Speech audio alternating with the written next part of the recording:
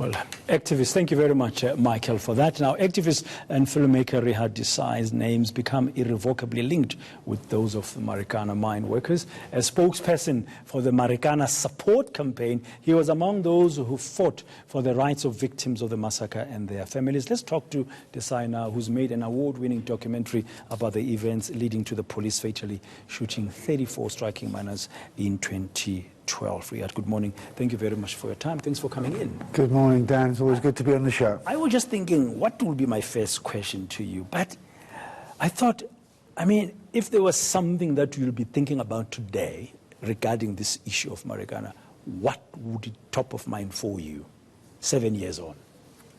I think we've entered very keenly and definitively into an era of impunity, a culture of impunity.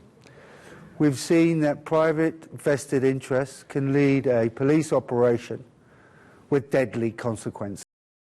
It fast. The Commission took its sweet time and came up with some recommendations, some of which were poignant and important and haven't been followed upon. I spoke to Judge Ian Fallam this morning,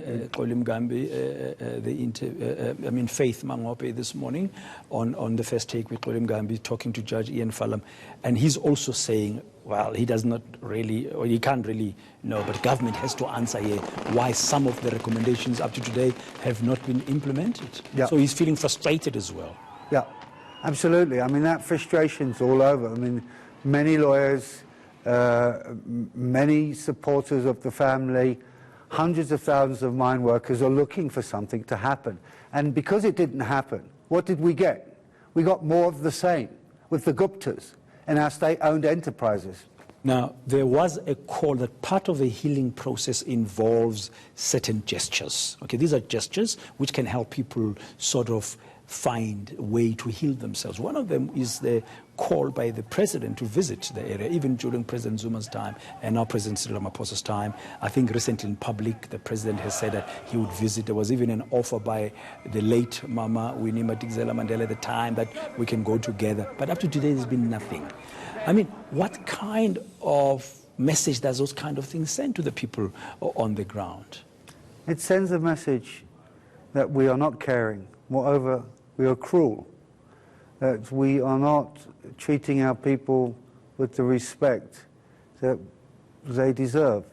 In our culture, you know, that when deaths occur, when such tragic events occur, we need to come together. We've never seen the government at one of these commemorations. The families have asked for an apology and asked for an apology to be made in person. But to date, the president has still not done so. You've been on the ground there before, part of the Marikana support campaign. Do you think the people who were affected by this massacre can find it in themselves to forgive? I think our people are very generous in terms of their spirit. We've forgiven so much from what happened, what was those perpetrators of violence against us from the old white regime. We're trying to look past that. We've put out a hand for reconciliation. How successful that's been met from the other side is another question. Another question is, on the other side, will we ever see, in your view, any significant moves towards achieving justice or developing the community? We're still waiting for convictions today. Well, I think if we can keep the pressure up, if the trade unions do what they need to do in this instance, and I'm talking about all of the federations, that insist that the truth emerges, that insist that justice occurs in the process of these court cases, which I'm really hopeful that the new prosecutor, national prosecutor, will insist that these prosecutions go ahead. We know that the Independent Police Investigative Directorate, IPID, has recommended 71 policemen be charged. Now, what is the Northwest Prosecuting Authority doing? We've got a new head. She needs to sweep the office, so to speak, and make sure that these prosecutions now go ahead. Only in the process of prosecutions do I think we will find the truth and hopefully more prosecutions will follow from that. Now, Rehad, finally, I just need to ask you this. In the opening comment I made when I started the program at 9 o'clock, I said over the past years, if you think about it, and we're being honest with ourselves, the plight of the Marikana workers and community has largely disappeared from the public eye. It's on occasions like today that we sort of now, oh, Marikana, what's going on and stuff like that. And I feel ashamed about that. How do we change that to make sure that it is something that we're seized with on an ongoing basis, not just at an anniversary stage?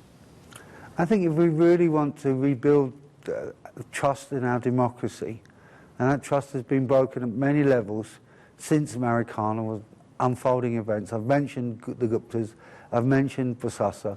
These things just keep on happening.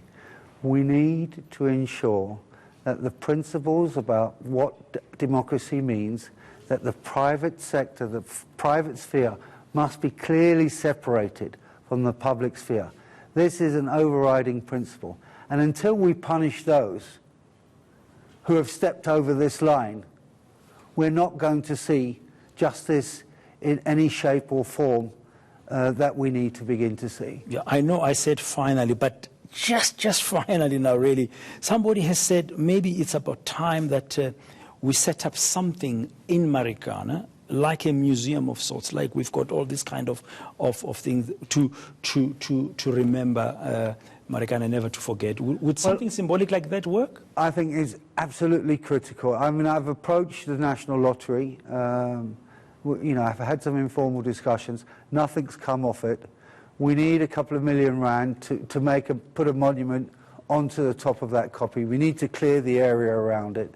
This is symbolic reparations are very important, and it doesn't cost much or demand much energy or effort. It's not a difficult process. Rehad, thank you very much for your time.